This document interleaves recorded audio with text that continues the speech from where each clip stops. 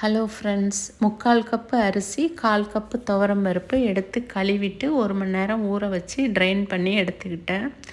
இதுக்கு போடுறதுக்கு சின்ன வெங்காயமும் கருவேப்பிலையும், தக்காளி, புளி, கொத்தமல்லி போட்டாலும் நல்லாயிருக்கும். எங்கள் வீட்டில் இப்போதைக்கு கொத்தமல்லி பிடிக்கிறது இல்லைன்னு நான் போடலை, கருவேப்பிலை மட்டும்தான் யூஸ் பண்ணியிருக்கேன்.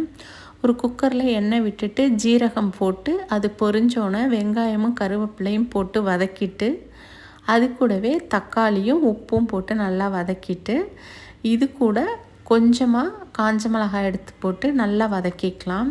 அந்த காஞ்ச மிளகாய் சாப்பாடு ரெடியானோன்னு நம்ம சாப்பிட்றப்ப அந்த காஞ்ச மிளகாவை தனியாக எடுத்து வச்சுருந்து தயிர் சாதத்துக்கு தொட்டுக்கிட்டாலும் ரொம்ப நல்லாயிருக்கு.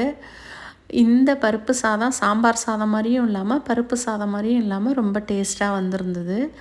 தண்ணி நம்ம எப்போதும் விடுறதோட எக்ஸ்ட்ரா 1 கப்பு தண்ணி விட்டுக்கலாம்.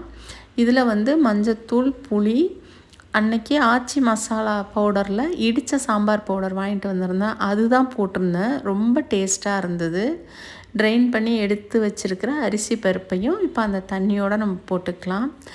எல்லாமே கொதித்து வந்தோடனே நம்ம குக்கர் மூடி வச்சு விசில் விட்டுக்கலாம்.